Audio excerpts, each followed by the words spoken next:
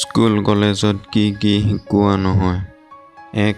আমি ভাল সুখী জীৱন এটা কেনেকৈ যাপন কৰিব পাৰোঁ। 2. আমি নিজৰ ব্যক্তিত্ব কেনেকৈ ভাল কৰিব পাৰিম। 3. মানুহৰ লগত কেনেকৈ কথা পাতিব লাগে। কথা কোৱাৰ কৌশল কেনেকৈ ভাল কৰিব পৰা যায়। 4. টকা উপাৰ্জন কেনেকৈ কৰিব পাৰি আমাক শিকোৱা নহয়। 5. ভাল চৰিত্ৰ কেনেকৈ গঠন কৰিব পাৰি। 6. জীৱনত জিকিবলৈ বা সফল হ'বৰ বাবে কেনেকৈ চেষ্টা কৰিব লাগে।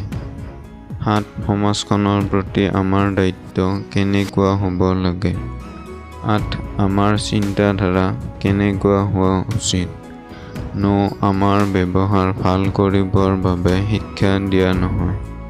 10. ভাল সংস্কাৰ আমি কেনেকৈ আয়ত্ত কৰিব পাৰোঁ। 11.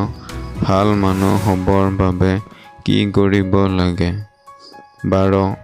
আমি জীৱনত ভয় নকৰি সাহসেৰে কেনেকৈ জীয়াই থাকিব পাৰিম। 13. নিজৰ মূল্য কেনেকৈ বঢ়াব পাৰি। কিবা ভুল হ'লে ক্ষমা কৰিব। ধন্যবাদ।